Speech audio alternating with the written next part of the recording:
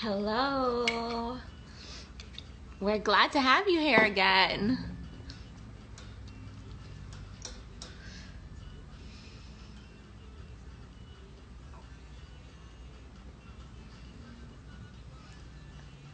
I hope everybody's having a good day and enjoying themselves and taking time to relax and take care of themselves.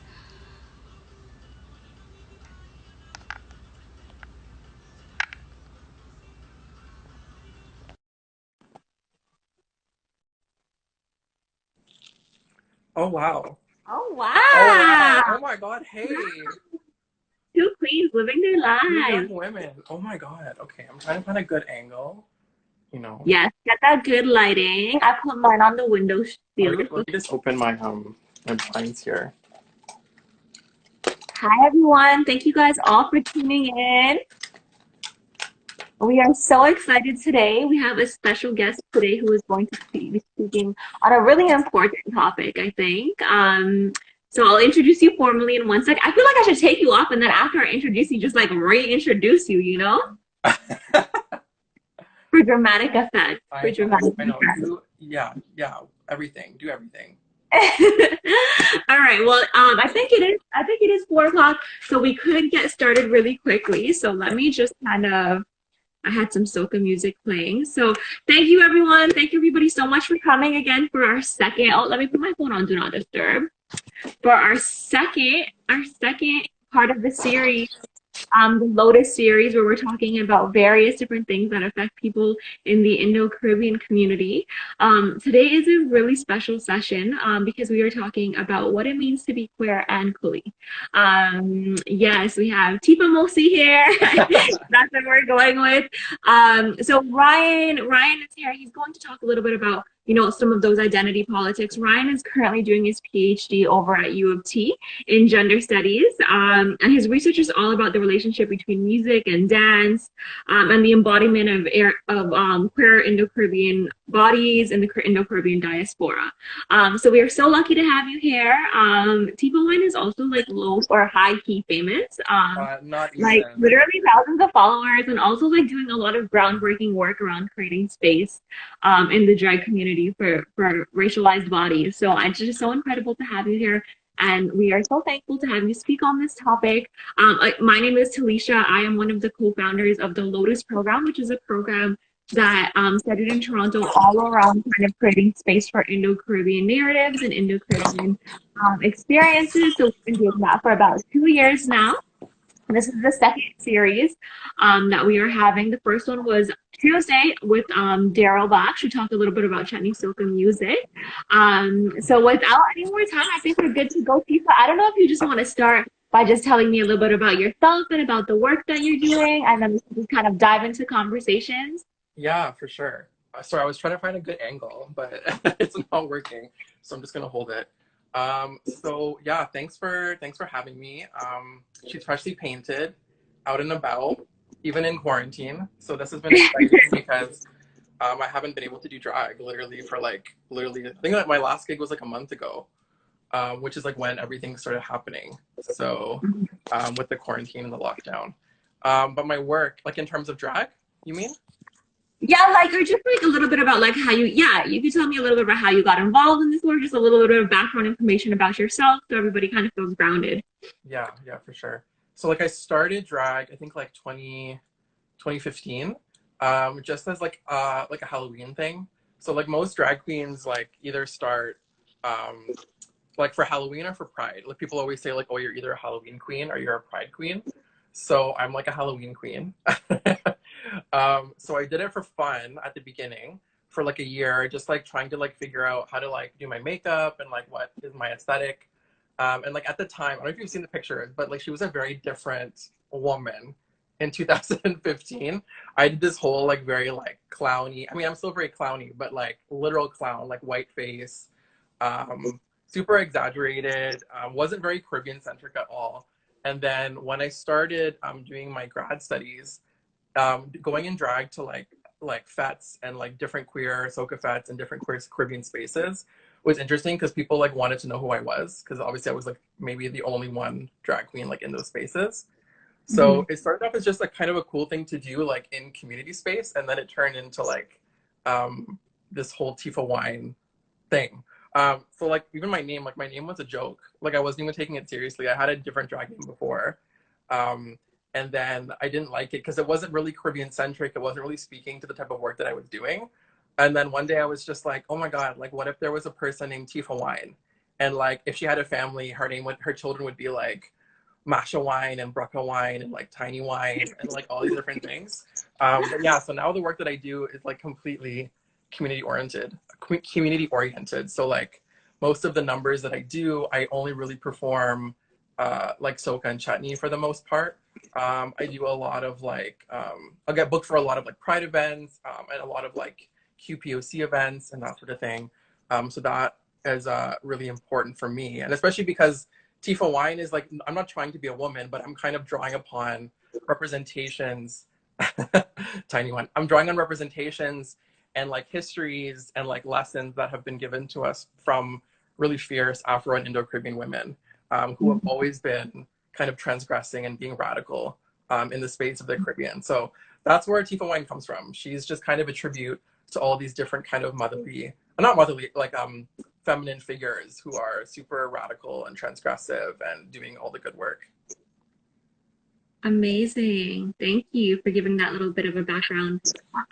So you're going to talk to us today about queer identities and the politics of that identity within the framework of Indo-Caribbeanness, but also within the framework of the Toronto diaspora. So do you want to just kind of get started by telling us a little bit about that work? And yeah, you can just start, and then I have some follow-up questions that I definitely want us to kind of talk about. Mm-hmm. And so just like which part do you want me to start with? Because I don't know. Whichever part you feel like you want to start with, Tifa Wine. Oh my God. Oh my God. Thank you so much. I would say, yeah, like Toronto is interesting. And again, a lot of the community work that I started. So I work with one organization in New York City called the Caribbean Equality Project. I kind of came to them because as I was doing research and I was starting drag, I noticed that there weren't a ton of like queer Indo-Caribbean spaces in Toronto, if any at all. And what was really interesting was like in the space of Toronto, what we're seeing at the time, which was like 2015, 2016, a lot of activist organizations, they were either structured around a kind of mandate of pro-Blackness or Black community building, which is like really, really important work. So a lot of Afro-Caribbean people were going to those spaces, right? And then at the other end, we are seeing a lot of South Asian organizations like ASAP and other groups that are very much located within the region of South Asia, right? In terms of the people, yeah, CUP in the house. Darren is one of the board members from CUP. What was I saying? Oh, so like organizations like ASAP who do really good work, but oftentimes forget the distinct kind of histories and experiences and issues that queer Indo-Caribbean people face that are not the same as South Asian, right? Mm-hmm. And so I know like me and like the people at Lotus and a lot of other organizers in the city have been really adamant about speaking about the distinct experience of being Indo-Caribbean, which is a specific language a lot of us use to identify ourselves, right? Again, because a lot of the time South Asianness can't speak for who we are and our histories and where we come from and the different types of issues that we face. And I think these things get exacerbated when we talk about queerness as well. Because oftentimes queerness, again, and queer organizing often gets defined through these very kind of like white powers. So we see a lot of like white, gay, male, cisgender powers who are like, you have to do X, Y, and Z to become queer, right? So if you don't like come out of the closet to everybody, like your parents and everyone in your social network, you're not a real queer. If you can't go to Pride and like wave your rainbow flag, you're not a real queer. And then again, in queerness is just based on understandings of like queerness is structured through whiteness, right? And so the Indo-Caribbean queer will always not belong, and other racialized queers will never belong because queerness is always based on the experiences of white gay men, right? Mm-hmm. And so that makes it really hard, I think, for again when queer Indo-Caribbeans are trying to find spaces where they can like, seek resources and find community and better understand themselves and have supports. It's hard when there are no organizations specifically crafted for queer Indo-Caribbean people or queer Caribbean people in general, right? So like now in Toronto, like a bunch of us have kind of grouped together to form Caribbean Toronto, which is really exciting and great. But again, that's like, if I'm thinking about it, there's like people who do queer Caribbean work in the city, but there isn't necessarily an organization that's dedicated specifically to queer Caribbean people. And I think that speaks to, again, a lot of the complexities of who we are, right? We can't be queer Caribbean people can't be essentialized along one racial line or one ethnic line or one linguistic line or anything like that, because we are like the most multicultural place in the entire world, right? Like even thinking like to Guyana, like this whole like 6 races thing, right? Like we don't really see that. I mean, in different ways, but you know, one of my graduate supervisors, and when I first started, she used to always say, the Caribbean was the first place of multiculturalism in the entire world, because it's the first place that all these different cultural, ethnic, racial identities have to cohabitate with each other through colonialism, through indentureship, through slavery, all these sorts of things. But because of that distinct history, our contemporary lives are very complicated, and they often can't be understood through, you know, through South Asianness or through other forms of like identity markers that organizations like to uphold, right? Through these kind of like very basic neutral identity politics, right? But to do queer Caribbean work, it's to do very complicated and very nuanced work. And I think there's multiple angles to why I think many queer Indo-Caribbeans don't feel like they belong in certain spaces. Maybe we can talk about that afterwards. But I think, yeah, there's all these sorts of complexities that play out that really, as I've seen so far, have not really made room in this space for Toronto for a distinct kind of queer Indo-Caribbean space. We've obviously been invited and participated in other spaces, which is really exciting, and solidarity and coalition is super important. But in terms of having spaces just for queer Indo-Caribbeans or constructed to speak to who we are, I don't think we've seen that yet in Toronto. Yeah, I love that you talked about Guyana, because I am from Guyana. And I know that there's so much different things, like when you're talking about the layers of like not fitting in with the South Asian organizations and not fitting in with the Afro-centered organizations, and trying to kind of like find a middle ground that you can kind of, but that speaks to the fact that there isn't, or there hasn't been a lot of work that centers the Indo-Caribbean queer experience. So I love that you talk about that. And one of the things that I think really pulled me towards you is that you centered that identity in all of the work that you do and all of the drag work that you do, like your most recent performance where you performed the song Hulk, the soca song Hulk, but also like had very traditional Indian wear incorporated in that. So can you tell me just a little bit about like why you decided to kind of do your work and make sure that you were kind of, and just have those Indo-Caribbean experiences incorporated in that work? Yeah, well, I think that's like why Tifa Wine started, because that's the type of drag that I wanted to do. Like for me, a lot of queens just like want to work every night and want to work like 7 days a week. And the problem with that, not a problem, that's great. And I'm privileged in a way that like I have other jobs that I do where I have access to income, so I don't have to do drag every single night if I don't want to. But what happens a lot, especially in the Toronto gay village, is again, it's very much dominated by white queers and white gay cisgender men, right? And so I've even been in spaces where I've performed in the village and I've heard bar owners or people be like, we don't want you to do that music, or and who they're actually, who they're actually talking about are the white twinks, right? The white cis gay men who don't want to listen to soca and chutney, and basically they just don't want to listen to racialized sound, right? And so I've been in those spaces where it's really, really hard. And so my work here is to kind of center what it means for me to be a queer Indo-Caribbean person, right? And so part of that is like being really adamant about only performing Caribbean sound, right? Like if white queer powers are going to say that they want to police our sound, I'm going to push it in their face, right? So that's all I really do, right? So the number that Talisha's talking about is a number I came up with about a year ago for Pride. But actually, I collaborated this time with Premika, who's speaking next week, right? Yeah, on Tuesday. Yeah, at the time we had only known each other through Instagram, right? Because on Instagram you just like follow other queer Coolie people or other queer Caribbean people, and you get to know people. And I found out she was a choreographer, and so the whole concept of this number is the song Hulk, right? Is a play on the cartoon character Hulk. But it's a soca song, so it's talking about like ripping up your shirt and tearing everything down and dismantling and transgressing and all this stuff. And so I was doing a show about a month ago, my last show, which was a fundraiser for the Wet'suwet'en cause in BC. So it was a solidarity show. And I thought about, what if I came on stage and did this Hulk number that was very, very Caribbean, very, very queer. But I also, when I do that number, I always rip my t-shirt. And the last time I did it, it said like, fuck your pride, right? Basically to the white gays being like, fuck you guys, like this wasn't made by you. But I was like, since this is a solidarity show, I actually made a t-shirt that said, fuck the RCMP. And so when he says like dismantle and tear up the place, I literally ripped the shirt.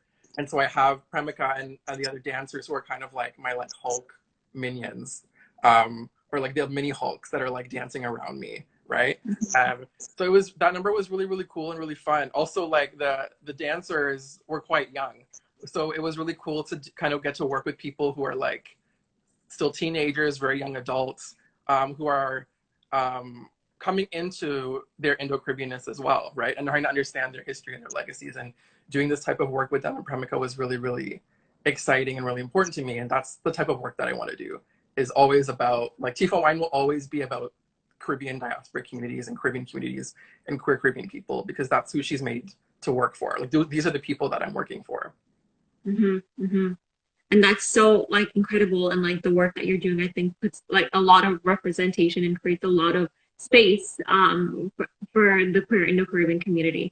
So I know that like dance and music have very much so been fundamental parts of Indo-Caribbean community. Like when I think about my culture, I think a lot about the role that dance and music has kind of played in it. And Tuesday we heard Daryl talk a little bit about chutney music and how chutney music kind of relates to our identity. So what role does dance and music relate to your positionality as somebody who identifies as queer and Indo-Caribbean? Yeah, so yes, it's super important. I think Caribbean people, we're like brought up with music. Like we, in soca, it always says like it's something that like runs through our veins, right? Like soca and other Caribbean dancers, but especially soca. Soca is thought about to have this very like intrinsically like visceral connection to Caribbean people. Like it like runs through us, right? And a lot of the songs they'll talk about like literally like blood. And like as something like when you hear soca, like you lose control, or you can't control yourself, or it's just something that takes you over, or it has sort of these kind of possessive qualities to it. And I think that really speaks to how important music and dance has been to us in the contemporary moment. But also I think about how the music and dance that we listen to now are reflective of like our ancestors' journeys and their modes of survival. Right. And so like when we think about chutney, like specifically, we think about chutney as this like Hindu Indian wedding music, but really it also comes from a genealogy of like, or a tradition of like women, Indo-Caribbean women trying to survive indenture. Right. And so when we play chutney and when I kind of evoke chutney, I'm not doing it just to be like, okay, like we love chutney, but it actually is a reference, and it's something that has been handed down to us from our ancestors who were put in the worst, the most dangerous, the most violent of conditions, but still use music and dance to find joy and pleasure and terrorize the white people. So I think, yeah, that's why those things are also like really, really important to me. Also, like when I perform, sorry, I have this wig is the worst and it keeps going on my lips and I'm trying to speak. It's also really important because when I do Caribbean events too, it's like everybody knows the words, right? Whereas like if I do a gig in the village, there might be 5 or 6 Caribbean people there, maybe not, and they're just kind of like, they like the music because soca is like dance music, right? But it doesn't really have the same connection as it would say for a Caribbean person, where we have intrinsic attachments to these sounds and to these languages and to these dances, right? So like there's a reason like when someone plays Palance, like everybody gets up to Palance, like no one is left behind, you know what I mean? And it carries this very kind of internal embodied reaction. And so for me, I'm not a dancer by any means. Like y'all have seen my videos, like I'm literally not a dancer, but but you know, I do my best to try and reference and um, put in as much as I can that speaks to people's and connections to Caribbean music and dance, right? Mhm. And so even still, like when I come up with numbers, I'm like a comedy queen. Like all my numbers are pretty much comedic, right? So like a lot of my numbers are about like cheating. Like I have my first kind of number that people really enjoyed was from the song "Who the Hell Is Kim" by TC, where I was playing this whole like Tanti who's just like pissed off that her man's cheating on her, right? And it was just it had all these like voice clips and other I had like Alison Hines in there, I had like Destra in there. So these are all people that Caribbean people recognize and like we've literally grown up with. Like they're like the soundtracks to like our identity in certain ways. Um, so yeah, I think especially soca, for me, I also like soca is really important because also I don't come from a Hindu and Muslim family. So for me, I had to relearn a lot of like what chutney was. So I have Mhm. like one aunt who was raised Hindu, and she was the one who taught me a lot about chutney because my grandparents were like not really into it. Like they were more into like the gospel and like soca and calypso and like Mhm. old school reggae, but chutney was never something I really like grew up with. Uh, Mhm. until I was like maybe 10 or 11, and I had this aunt who was like, "Oh, these are like you need to know what this is, right?" Mhm. Um, yeah, so I think also the reason I do draw a lot upon soca is because it also speaks to my identity as someone who comes from a Christian family where like soca was like always playing, or it was always at our family parties, right? It was just something that was always there. Whereas Yeah. chutney has been something I've had to like relearn and come to in different ways. Mhm. And I think that's such a unique experience, and I definitely see how it kind of traces into the work that you're doing.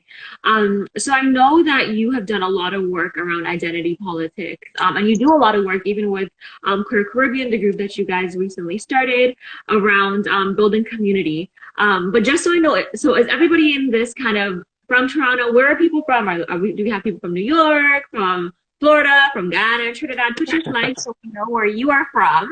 Yeah. But I just wanted to hear from you, Tifa, about the Toronto experience of Indo-Caribbean queerness. Is it unique? And as somebody who's done work with New York, like with the Caribbean Equality Project in New York, like how does it change? How does it vary? Like what? Yeah, like what are the experiences that are specific to like the diaspora? Yeah, I would say, yeah, London too. I've never been to London, so I can't speak to that. But I remember when I went to New York for the second time, which was last summer, I was there to do some work with Caribbean Equality Project. And I remember going to Liberty Avenue for the first time. And I was with the executive director of CEP named Mohammed Amin. And he is like, oh, here's like Coolieville. And I was like shook because I've never, like, we have Indo-Caribbean communities, obviously, like all over the place um, in Toronto. But to see like, literally like everywhere, like on that strip was just like Coolie owned and operated, right? Was Mm-hmm. like super strange because like in downtown Toronto, there's like nothing like that, right? Yeah. Um, but I think that it also speaks to the ways in which we've kind of arrived here. Like we came in different movements to New York City and into Toronto. Um, so like my family is part of a group of people, and maybe Talisha, you can also speak to like your parents or grandparents. Like they came in the 1960s from Mm. Trinidad, right? So and it was weird because they didn't go to like North York or like Brampton or Scarborough. They went to like Hamilton, which is Oh, like yeah, so weird. Which like my family's from there. Like my Trini side of my family's all from there. Most of them still live there. My dad grew up there, but I remember my grandma saying like it was like the only place they could afford. Um, wow. and it was one of those spaces where like I'm bringing up this example because I feel like Coolie people in Toronto have been scattered everywhere. Like people are writing like Ajax, Brampton, Scarborough, North York, Hamilton, and I grew up in Mississauga, which there were like no Caribbean people. Mm-hmm. So I think I had growing up like maybe one really good Guyanese friend, and I had a couple Jamaican friends, and there were like five of us in my high school. Whereas like I know like for you, Talisha, like you grew up with like tons of probably Caribbean people, just because Yeah. of the geography that you were placed in growing up, right? Whereas like Mississauga is like not that's not a thing, right? Yeah. Yeah. Yeah, I think like I know so I grew up and so did Susie, who's also one of the co-founders of Lotus. We grew up within the Jane Finch community, and that provided a really unique experience because there were so many Indo-Caribbean like that was like a little ethnic enclave for Indo-Caribbean people at the time. So there like we were growing up with so many different Indo-Caribbean people, and so it created this really unique experience that like I always talk about being able to like play Pagua in my high Yeah. school, or for Diwali, everybody would bring their Persadie. So it created a really unique experience. But I think what you're saying speaks very true. Like there's people all over like the GTA. So there isn't like how within Queens, like there's that one area where it's little Guyana, right? Like we Yeah. don't have Yeah. all the Guyana here in Toronto, which would have been amazing. Like I'd love to have a little Guyana here. Yeah. I wanted to touch a little bit, and you can like give me the whole background on this, but you're currently writing this paper that I think is so unique in that it explores kind of Indo-Caribbean masculinity in a really interesting way that talks about this masculinity and how it gets constructed as feminine or more feminine than other communities, I would say. Tell me a little bit about that. Tell us a little bit about that work, the background of it, and like what you're currently doing right now. Yeah. Yeah. So yeah, just to give some context, me and Talisha were talking the other day um, about how there's interesting ways in which Indo-Caribbean masculinity is constructed. And so like one of the things I work on like in the university as a graduate student is like unpacking how queer Indo-Caribbean people in diaspora, and specifically in Toronto and New York City, are actually using performance and music and dance and all these sorts of things to make space for themselves and to express who they are, right? As people that may not necessarily always go back to the Caribbean, or they may have been born in the Caribbean, or they may have never been to the Caribbean, right? So it's like I'm always thinking about how do people make sense of their Caribbeanness or their Cooliness or their Indo-Caribbeanness without necessarily always having to reference back specifically to like the land of like Trinidad or Guyana or whatever. Because obviously Indianness and Indo-Caribbeanness there is different than like what happens in diaspora, right? Um, Mhm. so this paper that I'm like thinking about is kind of emerged from a class I was taking on Caribbean sexualities. And also Daryl, I don't know if Daryl spoke about this during his thing, but he also, I was talking to him a lot about what I was working on. And what I was really thinking through is that this notion of how Indo-Caribbean masculinity has always been a queer masculinity. And what I mean by that is that this isn't to say that queer Indo-Caribbeans are all like gay men or all like same-sex desiring people. That's not what it is. But I think we need to think about in the space of the Caribbean, the Indo-Caribbean subject or Indo-Caribbean identities become always other because of multiple things, right? So one thing is that the Caribbean is always imagined as a space of blackness, right? Because indentured laborers came after abolition, and because they were brought in to kind of fix the problem of labor, we were kind of always imagined as like never actually belonging to the region, right? And even though it's been 150 years since indenture, we're still seeing a lot of the ways in which Indo-Caribbean culture and peoples and communities are not always intrinsically seen as part of the nation, right? Mhm. Right? Like even like a lot of the time, even my aunt used to always say this, like the only time she sees Coolie things represented is like with food, right? Yeah. So she's like, when people want to talk about Trini culture, a lot of the time it's about carnival and it's about steel pan and it's about all these things that are very important Afro-Caribbean symbols. But then when it comes to food, like our food dominates, right? Mhm. In terms of what is seen as national Trini culture or Trini, like whatever, Trini national foods, right? Mhm. And there's nothing wrong with that, but it's just to say it's interesting the ways in which cooliness sometimes gets seen as part of the nation and sometimes it doesn't, right? Yeah. And then this further gets problematized when we think about if you're a queer Indo-Caribbean person, you're like never part of the nation because the Mhm. nation is only obsessed with like heterosexuality, right? It only sees the ideal normal citizen as heterosexual. And so to be queer and Indo-Caribbean is like a double like non-belonging, right? Mhm.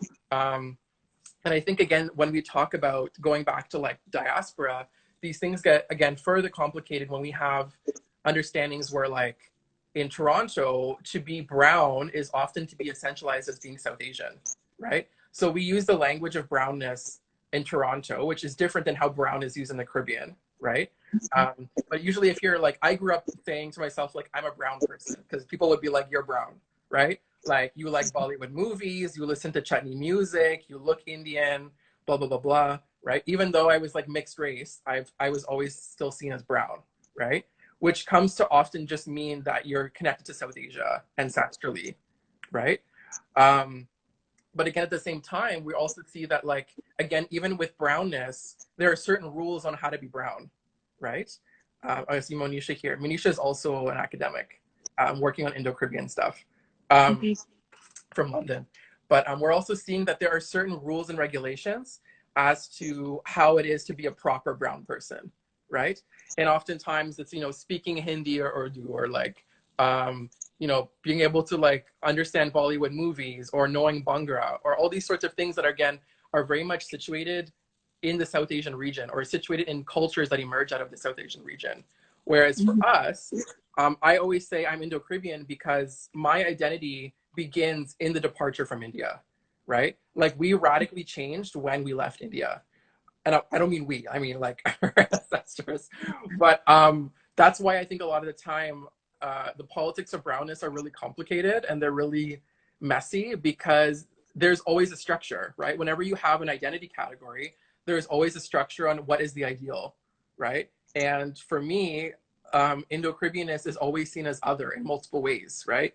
It's seen as other in terms of heteronormativity, where the queer is always other. It's seen as other in terms of the Black Caribbean. It's seen as other in terms of like South Asian brown spaces. So we're like, you know, trying to navigate all these forms of like otherness, or where we don't necessarily belong. And that's not to say that like we're victims, or like that we're super oppressed or whatever, but it is to say that like our identities are very complex. So we're trying to navigate a lot of spaces that don't necessarily and can't necessarily speak to who we are and our histories and all that sort of stuff. Anyways, that was a long No, context. it's important. Yeah. Yeah, but basically this is why I'm thinking through, again, this notion of like, what is Indo-Caribbean masculinity? And for me, like, thinking about, as we were talking about the other day, Talisha, like, something happens, and Daryl writes about this as well. Something happens when like chutney music plays, and Coolie men, something happens to them, right? They become loosey goosey. There's all these sorts of like feminine qualities that start to happen through the dance, and like we've all seen this. Like, we've all seen those group of uncles who just like go off in the wedding, right?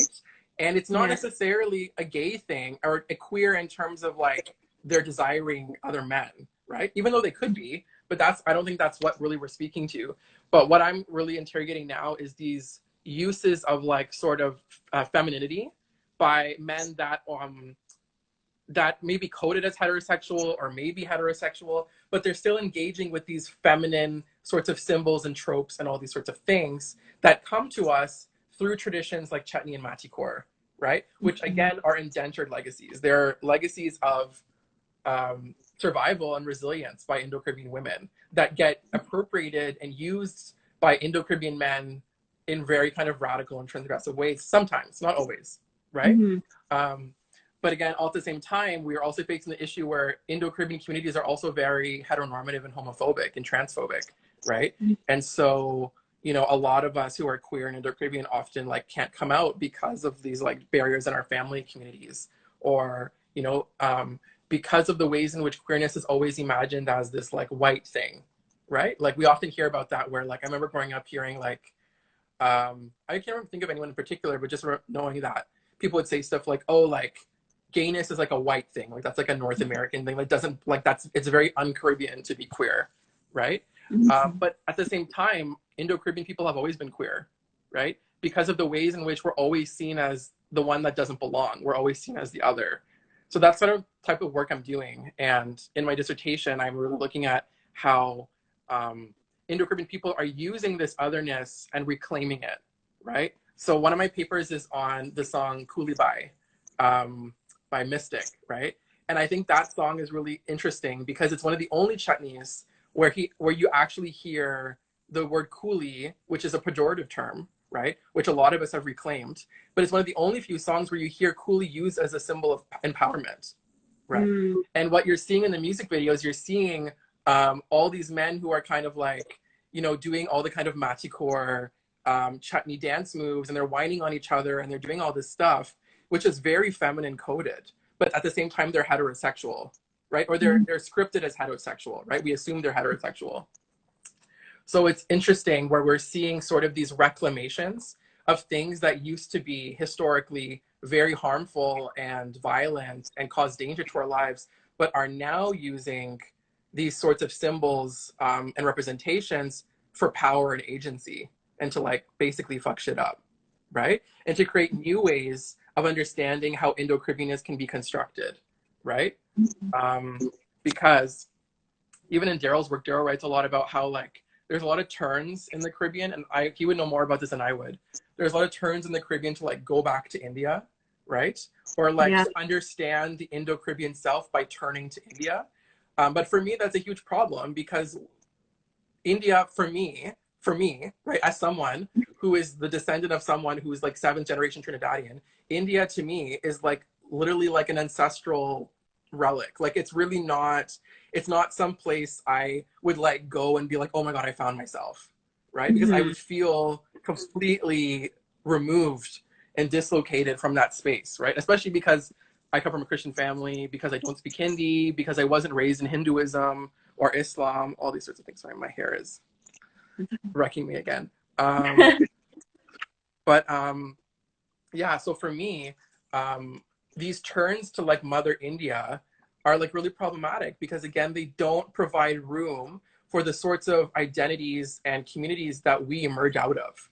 And they don't speak to our politics. And what's actually interesting, and I was shook when I learned this like a couple of years ago, was I was reading this book about connections between India and the Caribbean. And the scholar actually was talking about how there was a lot of anti-Coolie rhetoric from people like Gandhi, who's seen as this like peace bringer of the world, right? Who actually didn't like Coolie people. And we were seen as everything the modern India was not, right? So he actually, in the book, they talk about how Coolie women were seen as like the radical, the disgusting, the, you know, they like the kind of like the, not infidel, but like the kind of scraps, the like debris of India, right? Because again, for most of us, we descend from like low class people, right? Like the people that were coming from the Caribbean were not the rich elite from India, right? And so the people that arrive in the Caribbean are everything that the Indian nation state didn't want, right? So I find it really problematic when people like get into arguments about like, let's just be South Asian, or let's just be Desi, or let's just be India, when India has never wanted us, right? The book was Mobilizing India by her last name's Niranjana. I can never pronounce her first name, but I think that also speaks to a lot of the reasons like the Indian citizen was constructed in direct opposition to the Coolie, right? So our relationship to South Asia has always been oppositional, because we've always been seen as non-Indians, right? Like less Indian Indians, right? Like brownish, but not all the way there, right?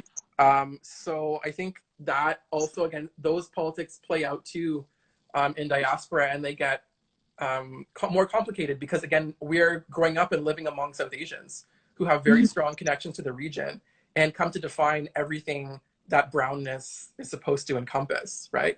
But again, that brownness doesn't encompass us a lot of the time, right? You know, and I don't even know if we want to go here, but even just like, then we have the whole issue of like South Asians like commodifying our culture, while at the same time telling us that we're not real brown people. Right? So, you know, like I can't talk about the amount of like Indian or Indian weddings I've gone to, or like it's been mostly 90% soca.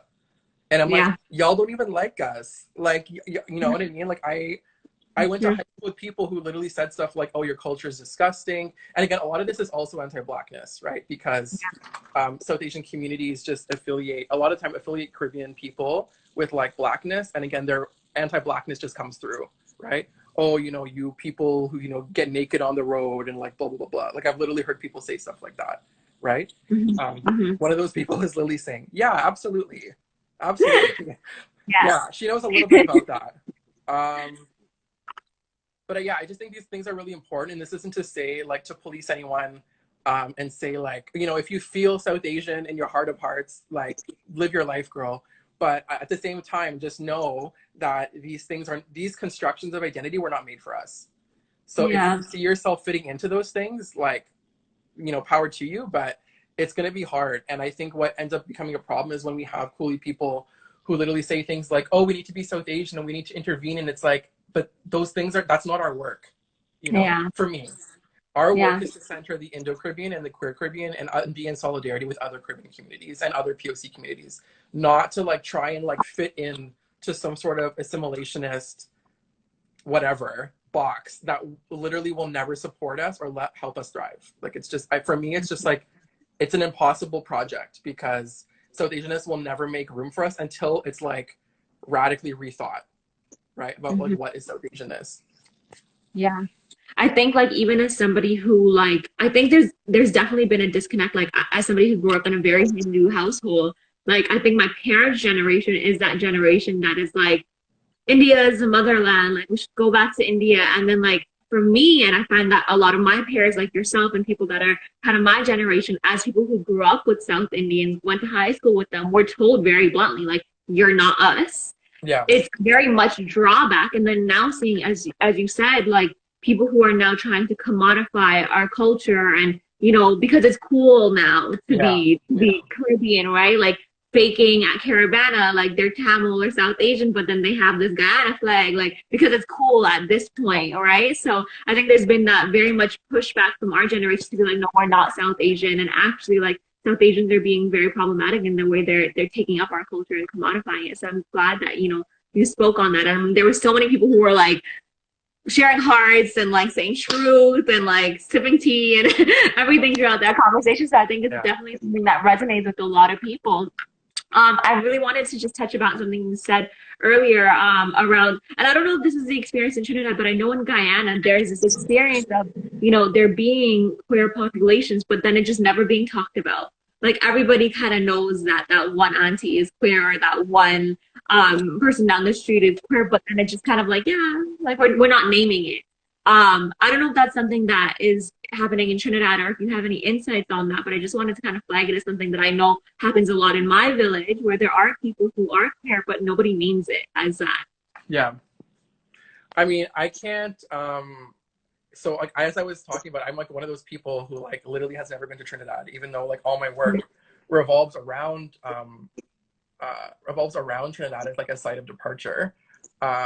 So I can't really speak to like what is going on there, but what I can say is I think, yeah, like what you're saying is true, is that there's always been like, even like I'm that person in my family that like everyone knew was queer from the beginning, but I've never really been like, you know, hey guys, like this is who I am. It's always just been kind of known, right? And so like one of the funny examples, like whenever I teach, I like tell this example is like I have this aunt that I'm really close to. Every time she talks to me, or like we're really close, so every time she talks, she'll just be like, you know what, Ryan, like you know, I would never put my child out of my house, no matter who they were or what they did. And she always makes a fact to like say this to me, like out of context. Like there's worrying about anything, but she'll always just be like, you know, blah blah blah blah. And I like, again, that's like her way of like acknowledging my queerness without making it sort of a harmful situation where, you know, there could be a family member who like maybe says something homophobic or like blah blah blah,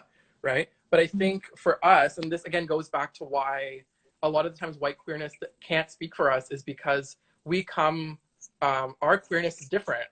We experience our queerness differently than, say, white gays who are the most represented in diaspora in terms like when you go to Pride or when you see a queer character in a movie or in a film or on TV, it's always either some sort of like straight acting masculine gay man, or it's like a really, really feminine gay man. But they're most of the time they're usually white, right?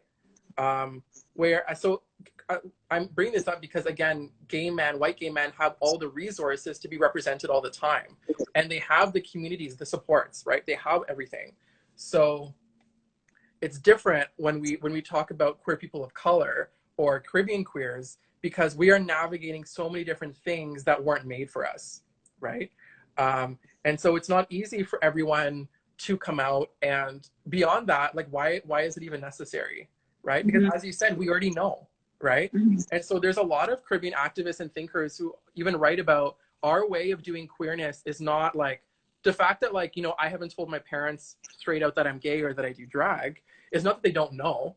Like my mom has found my clothes, my parents have asked before, but it's just a different way of doing queerness, right? And so, but it's like, you know, I'm not hiding. I'm literally on live video right with you in a dress, a bra, and a wig, right? Like there's nothing heterosexual about this, right? And it doesn't really mean that I'm hiding or I'm not being who I am or whatever, right? But for a lot of queer Caribbean people and other people of color, this is just the way in which we have to navigate our lives, right? Because again, for us, and like one of the other things too, I remember like one of the first times I had a therapist, it was this like white gay man, and he was just kind of like, oh, fuck your family, like whatever, just like leave them. And I was like, you've never obviously met a brown or black person, because we can't just leave our families, like they will find us, like, you know what I mean? And it's not even about finding us, but it's just like we aren't brought up in spaces where we divorce ourselves from our family, or we just like are like, see ya, like blah blah blah, right?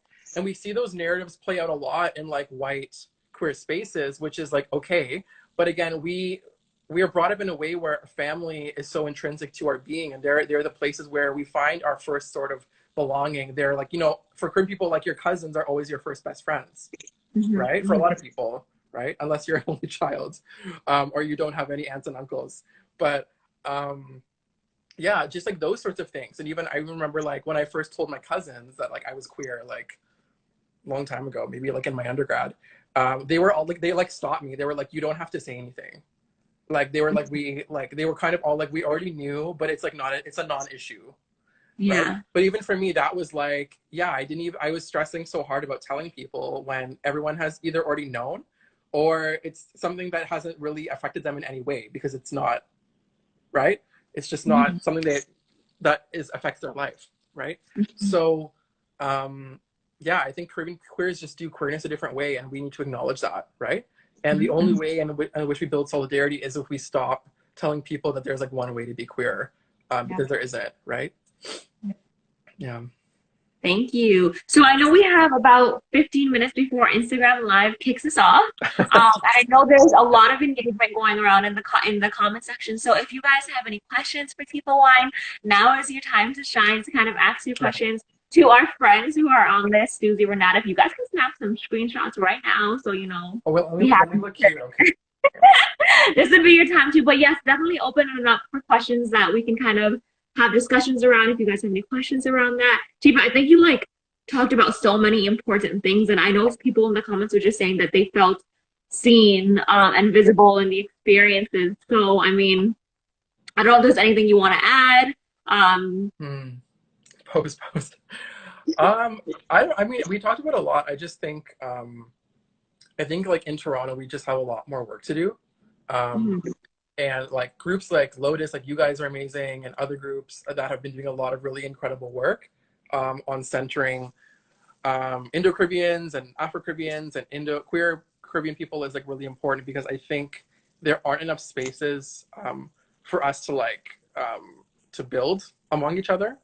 And it's not even necessarily like we need more representation, because that's often the like rhetoric that gets called about in queer spaces. Like, we need to be represented. It's like, yeah, we need to be represented, but we actually need people to like understand who we are, right?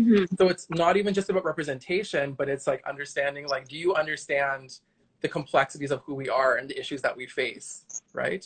Without telling us to like be queer in a certain way, or be brown in a certain way, or be Caribbean in a certain way. So I think that's, and again, that's again a lot of the work that I want to do in drag comes from that, right? And doing that work with and in solidarity with everyone. Amazing. So we have two questions here. One of them is, where do you think Dougla or mixed Indo-Caribbean folks fit into this narrative? Yeah, so so I can't speak to Dougla identities because not Dougla, but I am mixed race. So I think it's interesting. Well, for one thing, I think the way in which mixed race politics get played out in a space like Toronto is a very like a very diasporic Canadian thing, right? Because we often, you know, when I was growing up, people were like, oh, you're half Trini and you're half like Portuguese. My mom is from Portugal, right? And it's interesting because then it's like you look at a place like Guyana and like everyone is mixed, right? And I remember when I was first starting graduate studies, I would be kind of put off by certain people in the Caribbean community who are most of the time who are straight, because they would be like, oh, well, like, you don't really understand what you're talking about because you're mixed race. And I was like, well, if I was growing up in Trinidad, like, y'all wouldn't be saying this to me, right? Mm-hmm. Because there's an understanding that, like, again, multiple ethnicities have had to share space together in the side of the Caribbean, right? And so we understand mixed race identities differently in the Caribbean, which I think spaces like the US and Canada could, well, white spaces, right? Or just other non-Caribbean spaces and voices in Canada and the US could actually learn from. Because it's not like, you know, you can't like split me in half, right? And that's like, you know what I mean? Like there's that one Calypso song by Mighty Douglas who's like split me in two, right? Because that's not how it works, right? And so like for me, like I was like raised, my mom is Portuguese and my grandma who lived with us is also Portuguese. But most of my extended family who I grew up with were Trinidadian, right? Mm-hmm. And they married a lot of them. Some of them, we have like Guyanese and other form of Caribbean people in our family that were married in by extension, right? And so, you know, it's hard for mixed race people to just be like, oh, you're this or you're that, because our understanding of who we are always comes through these multiplicities and these specific experiences, right? Or like, again, like I don't speak Portuguese, like I know about the culture and stuff, but again, if I'm walking on the road, I don't really I don't identify as Portuguese, and I always will say like I have Portuguese ancestry, but the Portuguese community like doesn't really like claim me, right? And I don't have a Portuguese name. I don't speak Portuguese. Like I always, you know, I always acknowledge the privilege I have as like a light-skinned mixed race person, right? But really, the family, just the people I spent the most time about growing up were like Caribbean people, besides like my parents and my grandma, right? But I just think that doesn't kind of deter from my Caribbeanness, or that doesn't kind of strip me of my Caribbeanness because I'm also mixed race. Because literally, if you Caribbean people, like we have every race in our family, right? Like you always have that, like, you know, Chinese auntie, you have your Indian uncle, you have, you know, Black people, you have Indigenous people, blah blah blah. It's always, our families are unique in that way, right? And that our families are very multi-ethnic. And so when people say stuff like, you know, oh, if you're mixed race, you're like not really Caribbean. I'm like, well, then you don't really understand the Caribbean, right? Because the Caribbean is not just one thing. And so even like with religion, like I have like we each have like 2 or 3 religions that are practiced in the family, which is very common, right? Yeah. You know, so stuff like that. And I think that's not as common for non-Caribbean communities, but it's again, when we talk about being like mixed race, I think it often gets used in this way to kind of invalidate us as Caribbean people, but it's being mixed race is like a thing for everyone in the Caribbean. You know what I mean? Even if it's not you, you have someone in your family unit who is not of the same race or ethnicity as you. So like, what does that also say about your Caribbeanness and their Caribbeanness and the people who have raised you, right? I think it has a lot, like when Daryl was talking about on Tuesday, like the Caribbean is as a space of mixing and remixing. I think that it's a lot into it. We have one more question, and I can speak to this a little bit too, but it's around caste and how caste plays out in Caribbean communities. I don't know if you wanna start on that, and then I can add to. Sure. Again, not really my area of expertise, but I would say again, in terms of like the reading that I've done and the work that I've done, I know that caste, in the same way that I said, like Indo-Caribbean identities get formed in our departure from India, caste also gets remixed and kind of dismantled in our departure from India, right? Because what ends up happening is like, and especially if you've read like the book Coolie Woman, right, by Gayatri Bahadur, she does a really good job. And this is not, I mean, it's kind of academic-y, but not really, right? Like she wrote it for community. The book really talks about, you know, how like when people, indentured laborers like arrived into the Caribbean, there was like an influx of women and like no men, right? And so what ended up happening is that the notion of family, or like the you know, the family unit got remixed, and it got queered, and it got changed, because there literally weren't the same bodies or the same structures in place like in India for them to maintain that normative family. And the same thing happens with caste, to my understanding, right? Is that, again, you're living in communities where, I mean, there obviously, I know Guyana, this is more a thing where you have like these kind of ethnic kind of boundaries between land, where there's like a village that's like a very Coolie village, and then you'll have a space that's like a very like Creole black space, right? Which also happens in Trinidad, but I heard in Guyana it's like very, it's very visible in Ghana. Like there's villages that are all Indian villages, and then there's villages that are all Afro villages. So it's very visible. I know when it comes to caste, like one of the things that I really like, and why I associate so much with like Guyana rather than saying I'm from India, is because that system was kind of like, I wouldn't say completely dismantled, because there's still the Brahmins who are like, I'm a Brahmin, even though they're probably not a Brahmin. But like, I don't know what my caste is, and like nobody in my family knows what their caste is. So that system, it wasn't something that was kept up as much. Like I said, I know there's the Brahmins who are always like the ones who claim that identity and use it a lot to themselves. But for the most part, I know the caste system was not maintained the same way that it's maintained in South Asia. So that's just what I wanted to add to that as well. I know we are just about to run low on time. We're getting lots of comments around family isn't just blood, and lots of really cool stuff around language in the Caribbean music. Okay, so we have one more question, so we'll try to get to it really quickly, the last 5 minutes. How do you think language in the Caribbean music, soca, reggae particularly, impact the views on queer LGBT communities, and how can we work in changing this ingrained mentality? Sorry, Talisha, I missed the last part of your question. So it was just around how language in the music that Caribbeans listen to, like soca, reggae, particularly impact views on the LGBTQ plus communities, and how we can work to change these ingrained mentalities.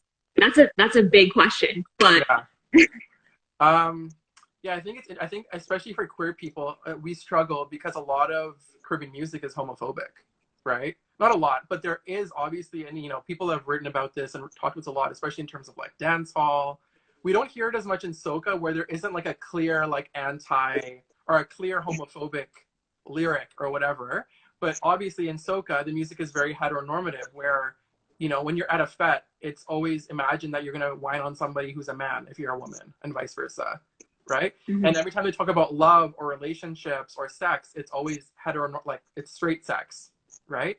And so for me, the way in which I talk about that is I queer everything up, right? So like I use those numbers, those songs in my numbers, but there's a drag queen on stage doing it. So obviously, if we're talking about sex, or we're talking about relationships or love, I'm dressed as like a woman, but everyone knows that I'm a man, right? And so I think my way of doing that work is to try and transgress and change the ways we think about the music that we grew up on, right? And again, there are songs like like Boom Bye Bye and those other songs that are like very overtly homophobic. So my personal politics is I don't perform those songs, because I know that can be triggering and harmful for people, right?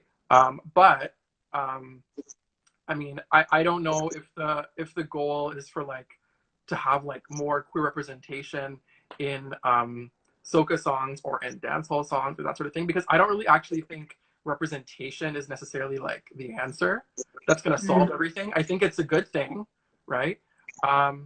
But then again, we have people like who are like, even like Shensia, who does very queer things in her music videos, right? Like where she's like pictured like literally in a bed with a woman. And like I remember when that first video or Instagram post came out, like all the Caribbean news headlines were like literally shook, right? Because, but again, it's just, again, I think a lot of the people who are doing this work is even doing simple things like that, like taking a picture with a very kind of suggestive picture like that transgresses what it means, like how we understand Caribbean sexuality, right? Or it just helps us to think about the ways in which queer Caribbean people have always been there. Like the Caribbean has never been heteronormative, right? So again, my work is, again, I think it's hard to kind of pinpoint one thing that's like, oh, we have to do this one thing and that'll make everything better. But I think if we continue doing the work to kind of transgress these sorts of dominant ways of thinking that don't really necessarily make space for us or speak to us, I think that's like the important work. And I think a lot of people are doing that work. Perfect. Okay, so we have 10 seconds left. Thank you everyone for joining. We really appreciate it. Tifa Wine, thank you for sharing your knowledge with us. Amazing. Our next session is Tuesday with Primaka talking about dance, so be sure to tune in. And thank you guys all again. Thank you, Tifa Wine. Love No you. problem. Bye.